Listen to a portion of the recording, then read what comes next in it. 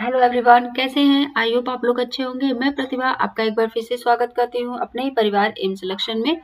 और आज हम लोग यहाँ पर यूजीसी नेट पेपर 1 में जो आपका हायर एजुकेशन सिस्टम है, यूनिट नंबर 10, इसमें हम लोग यहाँ पे कवर करेंगे कि भारत में उच्च शिक्षा की संरचना किस तरह रही है। इसके बारे में हम लोग यहाँ पे डिस्कस करने वाले हैं। छोटा सा टॉपिक है, ज़्यादा बड़ा नहीं है। हम लोग यहाँ पे इसको फटाफट कवर कर लेते हैं कि क्या रही है हमारी जो पहले की संरचना रही है, यानी कि भारत में उच्च शिक्षा की क्या संरचना रही है, क्या स्ट्रक्चर रहा है, इनके बारे में हम लोग यहाँ पे बात करने वाले हैं, है ना, जो हमारे एग्जाम के पॉइंट ऑफ व्यू से इम्पोर्टेंट है। और ऐसे भी देखा जाए तो आपको जब आप यूनिवर्सिटी में पढ़ाने के लिए जाएंगे तो ये सब चीज़ें आप लोगों को पहले से ही कवर होना चाहिए। आप असिस्टेंट प्रोफेसर बनने जा रहे हैं भाई, है ना, तो ये सब चीज़ें तो आप लोगों को पता होनी चाहिए। ठीक है। संवैधानिक आधार से लेकर विश्वविद्यालय के आंतरिक प्रशासन तक का एक दृश्य विश्लेषण हम लोग यहाँ पे करने वाले हैं, देखने वाले हैं कि कैसे क्या चीजें कराई जाती हैं, है ना। चलो बात करते हैं यहाँ पर भारत के संविधान में, है ना। तो चलिए देखते हैं कि क्या क्या चीजें हुई हैं। चलो, तो भारतीय संविधान के अनुच्छेद 77 के खंड 3 के अंतर्गत मानव संसाधन विकास मंत्रालय की स्थापना की गई। मंत्रालय ने कार्यों को सुविधाजनक बनाने के लिए स्कूल और शिक्षा विभाग और उच्च शिक्षा या उच्चतर शिक्षा विभाग की क्या की गई, स्थापना की गई। भारतीय संविधान में अनुच्छेद कितने 77 के, यानी कि आर्टिकल 77 के खंड 3 के अंतर्गत इसकी क्या की गई, स्थापना की गई, है ना। और इसमें क्या था, मानव संसाधन विकास मंत्रालय द्वारा ये क्या की गई थी, स्थापना की गई थी। इसको क्या किया गया, यहाँ पर इन्होंने दो भागों में इसको बांट दिया। एक तो आपका क्या कर दिया, स्कूल शिक्षा और साक्षरता विभाग में इसको बना दिया, और दूसरा क्या था हमारा, यहाँ पर उच्चतर शिक्षा विभाग के अंतर्गत का क्या क्या कर दिया गया, इसे इन दोनों विभाग की क्या की गई, स्थापना की गई। क्या की गई, स्थापना की गई, है ना। उच्च शिक्षा विभाग यानी कि यहाँ पर नीतियों, पॉलिसी और योजना पर स्तर पर सबसे शीर्ष संस्था है। यह भारत में उच्च शिक्षा के लिए आधारभूत संरचना उपलब्ध कराता है। ठीक है। इसके प्रमुख घटक कौन कौन से हैं, विश्वविद्यालय और उच्चतर शिक्षा, तकनीकी शिक्षा, दूरदर्श शिक्षा और भाषा शिक्षा। ठीक है, ये इनके क्या रही हैं, प्रमुख घटक रहे हैं। ठीक है, चलिए थोड़ा सा देखते हैं इनके बारे में। उच्चतर शिक्षा से जुड़े मामलों की सबसे शीर्ष संस्था कौन सी है, उच्चतर शिक्षा है। ठीक है, यानी कि हायर एजुकेशन है। जो आपकी हायर एजुकेशन विभाग है ना, के घटक विश्वविद्यालय और उच्चतर शिक्षा, तकनीकी शिक्षा, दूरदर्श शिक्षा, भाषा आदि नीति और योजना स्तर पर क्या करते, उच्चतर शिक्षा विभाग ही भारत में क्या है, उच्चतर शिक्षा के लिए आधारभूत संरचना उपलब्ध क्या कराता है, क्या कराता है, यानी कि जो भी प्लानिंग या पॉलिसी बनाई जाती है वो कौन हमें प्रोवाइड कराता है, तो हायर एजुकेशन कौन कराता है। यहाँ पर अगर हम बात करें तो हायर एजुकेशन कराता है। ठीक है, चलिए अब यहाँ पे हम बात करेंगे इनकी कि किस तरीके से इनको बांटा गया है, इनकी संरचना किस तरीके से है, उनके बारे में देख लेते हैं। तो ये हमारी क्या है, हायर एजुकेशन का स्ट्रक्चर है। ठीक है, हमारी यूजीसी आपको भी पता है कि 1956 है ना, ये आती है। यहाँ पर यूनिवर्सिटी ग्रांट कमीशन यानी कि विश्वविद्यालय अनुदान आयोग। फिर इसके बाद आता है आपका, यहाँ पे अंतर नहीं है, ये आपका इंटर यूनिवर्सिटी सेंटर है, यानी कि इंटर विश्वविद्यालय केंद्र है ना। इनको कब इसकी स्थापना हुई थी ये हम आगे आप लोगों को बताएंगे। ठीक है, फिर इसके बाद आता है राष्ट्रीय महत्व शिक्षा संस्थाएं। ठीक है, भारतीय विश्वविद्यालय संघ आता है। फिर यहाँ पर आता है भारतीय राष्ट्रीय मूल्यांकन एवं प्रत्यायन परिषद, यानी कि नैक की बात यहाँ पर कर रहे हैं। यहाँ पे यूजीसी में आपका आ जाता है केंद्रीय विश्वविद्यालय आ जाएगा, यहाँ पर राज्य विश्वविद्यालय यानी कि स्टेट यूनिवर्सिटी आ जाएगी, सेंट्रल यूनिवर्सिटी आ जाएगी, डीम्ड यूनिवर्सिटी आ जाएगी। फिर यहाँ पर प्राइवेट यूनिवर्सिटी आ जाएगी और अन्य जो भी लैंग्वेज यूनिवर्सिटी होती हैं ये भी यहाँ पर क्या होगा, इसके अंडर में आता है।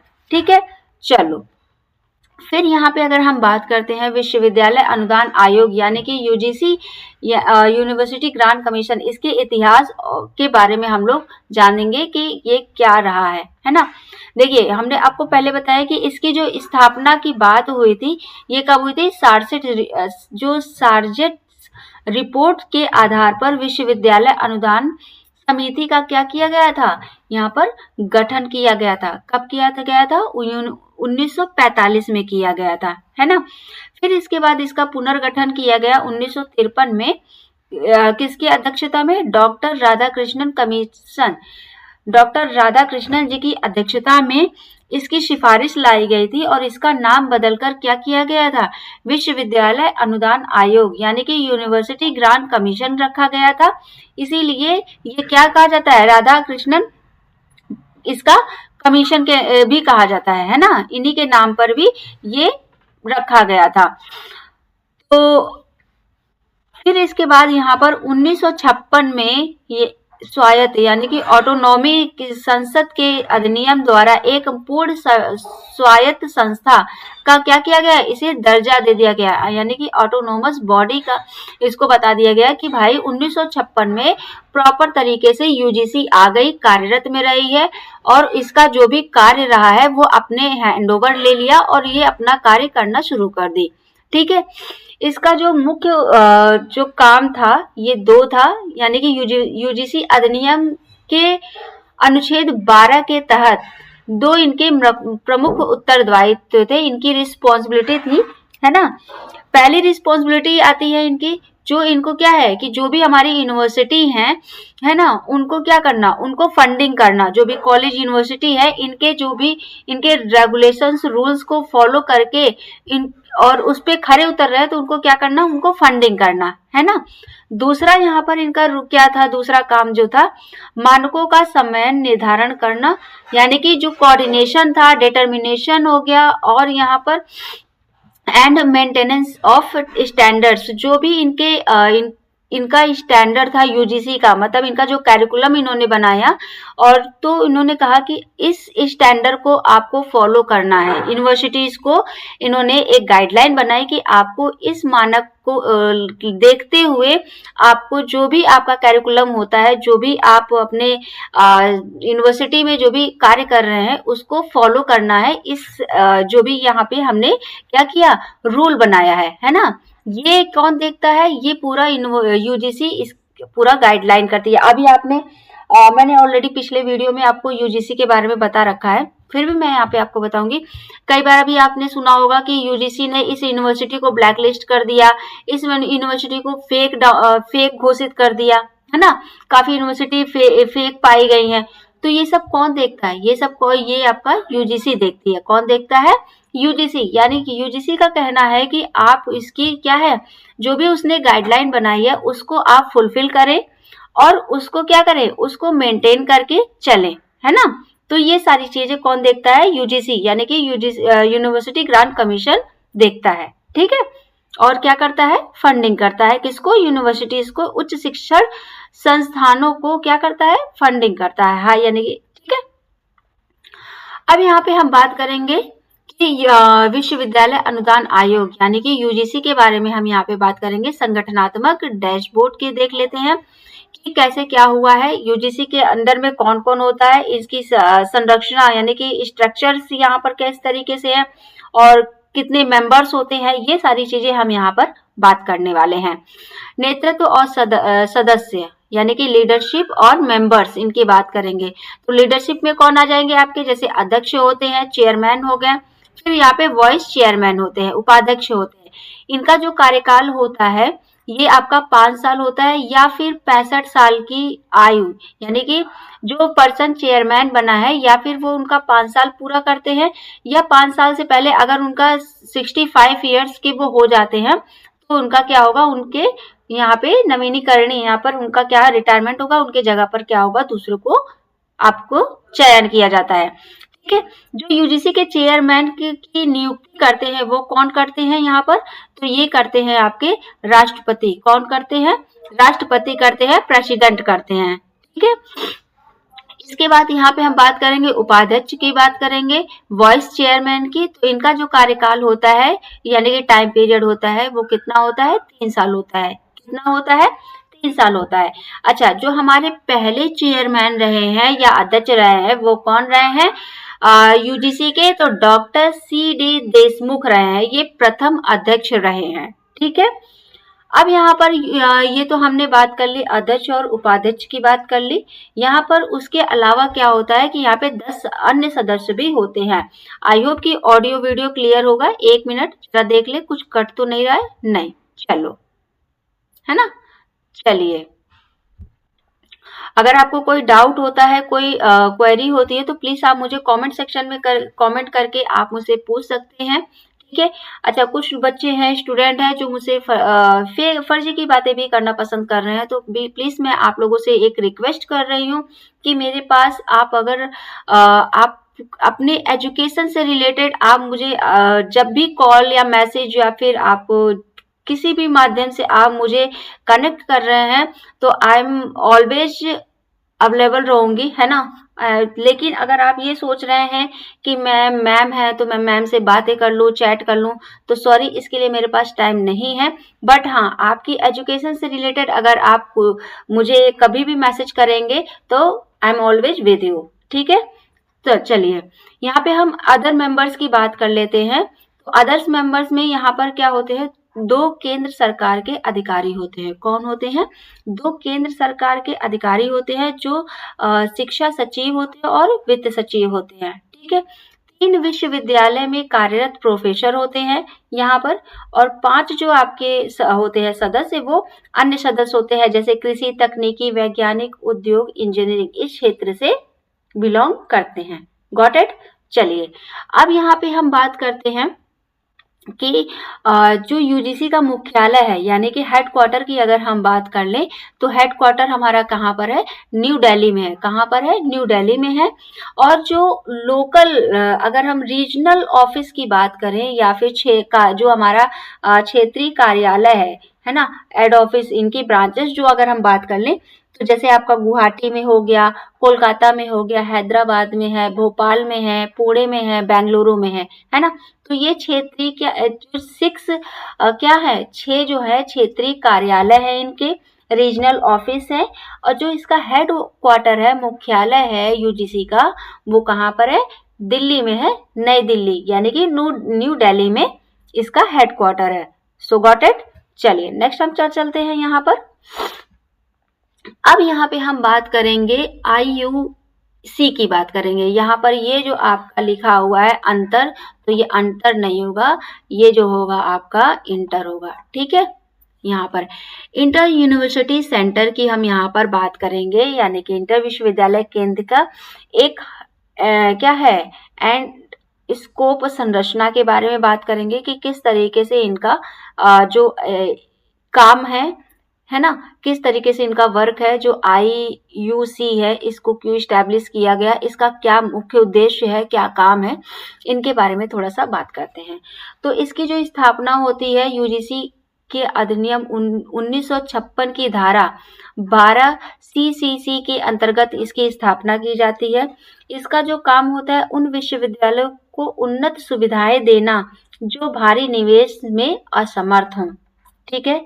यानी कि उस यूनिवर्सिटी को ये सपोर्ट करते हैं जो क्या है, इन्वेस्टमेंट में जो है क्या होती हैं, असमर्थ होती हैं, उनके पास चीजें उपलब्ध नहीं हो पाती हैं, है ना, उन्हें ये सपोर्ट करती हैं।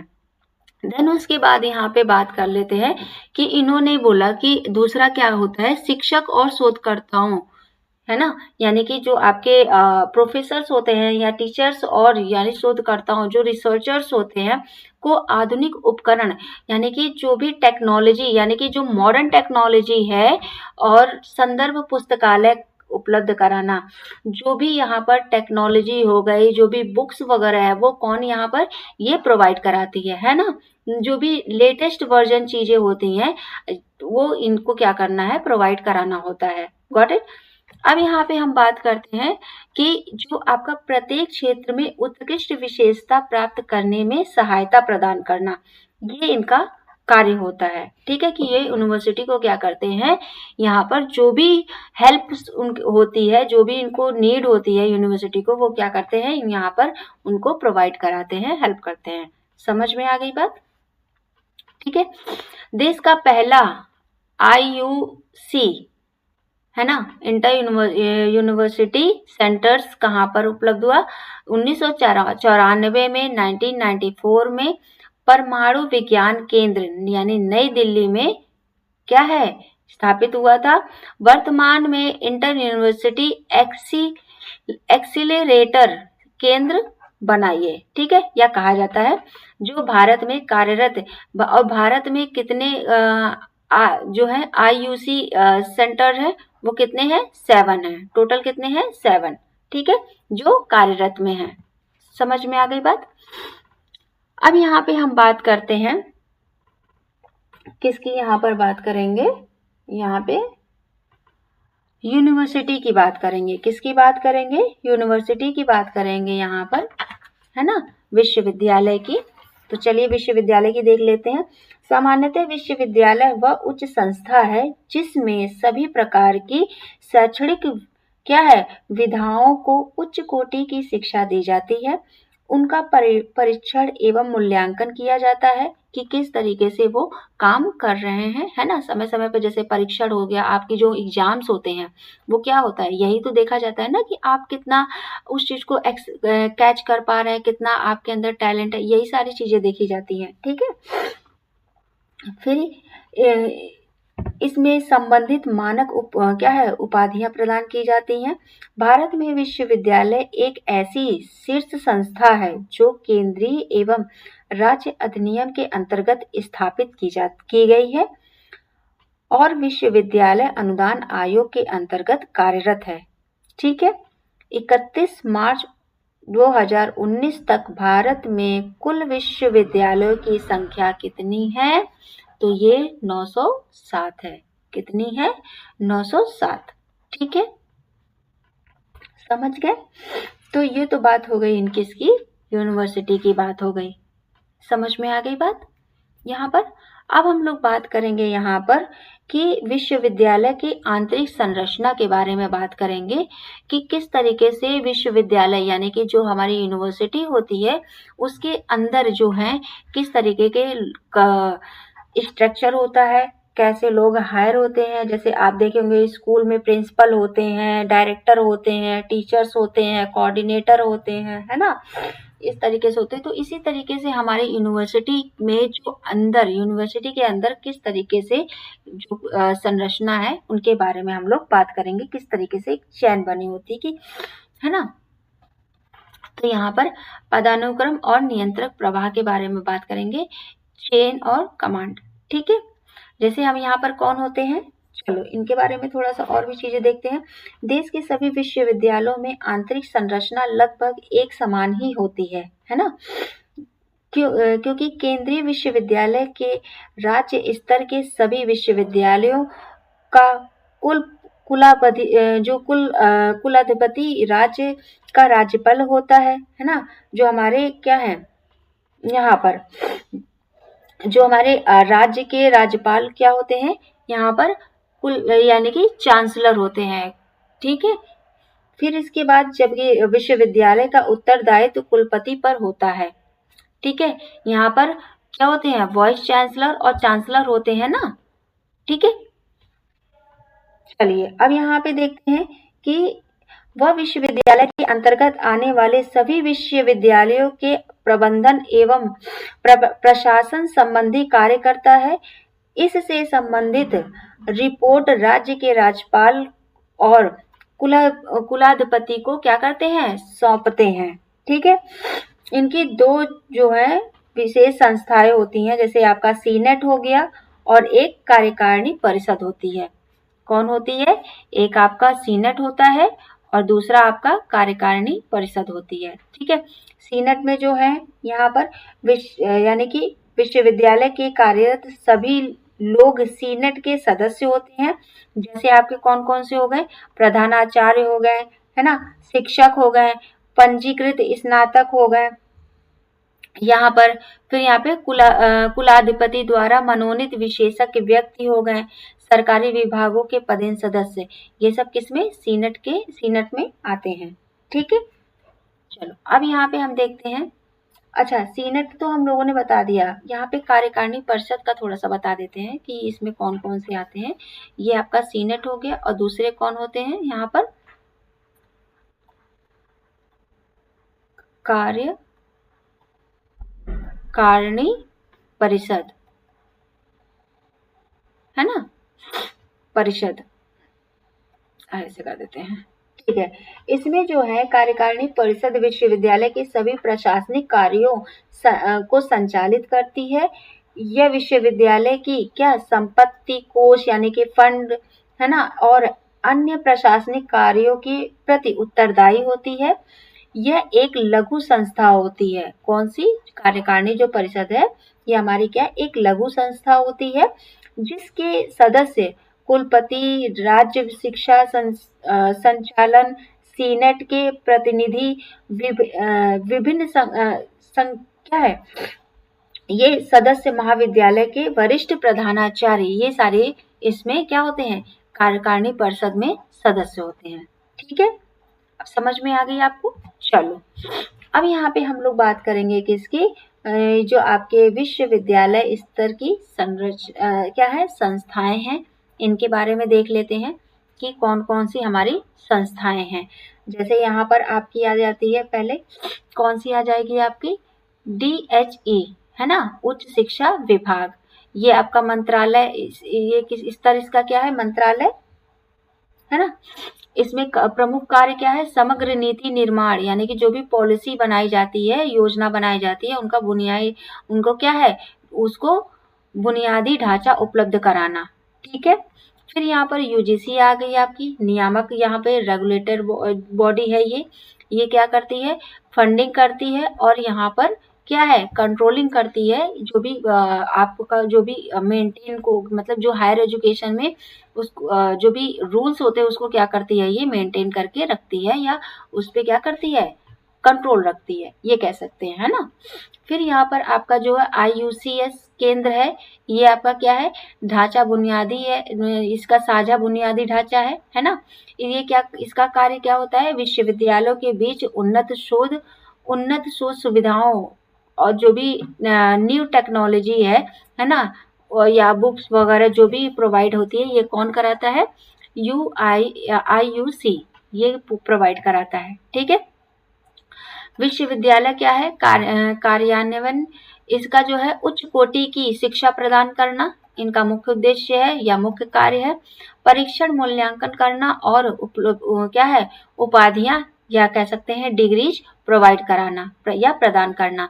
जो भी, जैसे मान लीजिए आप क्या है, आप हाई स्कूल, हाई स्कूल की बात हमने यहाँ पे कर ली, यहाँ पे ग्रेजुएशन करते हैं, पोस्ट ग्रेजुएशन करते हैं, है ना, प्रोफेशनल डिग्री लेते हैं, तो ये सारी चीजें क्या है, ये आपकी एलिजिबिलिटी हो गई ना, कि आपने ग्रेजुएशन क्वालिफाई कर लिया तो यहाँ पे आपको डिग्री मिलती है। तो उस तरीके से यहाँ पर क्या है कि आपको एक अच्छी शिक्षा प्रोवाइड कराना, और आपका मूल्यांकन करना, आपकी परीक्षा लेना, और यहाँ पर आपको उपाधियां यानी कि आपकी डिग्री प्रोवाइड कराना, ये विद्यालय यानी का काम होता है, यूनिवर्सिटी का काम होता है। समझ में आ गई बात। तो ये आपका रहा है, हम लोगों ने पढ़ा किसके बारे में, जो यूनिवर्सिटी की ढांचा यानी कि संरचना है, उनके बारे में हम लोगों ने यहाँ पर कवर किया है। ठीक है, तो अब अच्छा एक चीज और थोड़ा सा हम लोग यहाँ पे जो हम, अच्छा केंद्रीय विश्वविद्यालय, ये तो हम लोगों ने ऑलरेडी देख रखा है।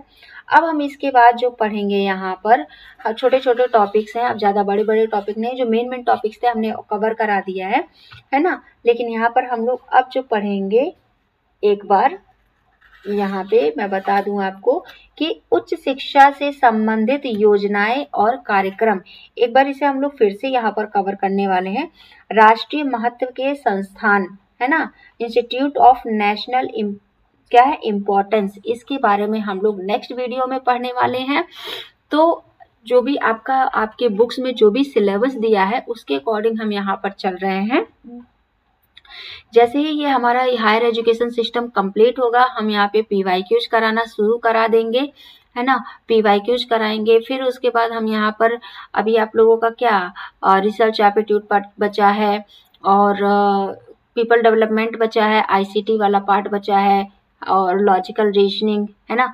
अभी रीजनिंग वाले तो सारे पार्ट पढ़े हुए हैं, मैथमेटिकल वगैरह, कोई नहीं, सारी चीज़ें कवर हो जाएंगी, हमारे पास टाइम बहुत है, तो आप लोग उसकी चिंता मत करिए। बस ये है कि आप लोग फोकस करिए अपनी पढ़ाई पे, और अपने दोस्तों के साथ भी अपने इस चैनल को शेयर कर दीजिए। ये आपकी भी रिस्पॉन्सिबिलिटी होती है, जो आप लोग हमें अपना प्यार दें और चैनल को सब्सक्राइब करवाएं, ठीक है।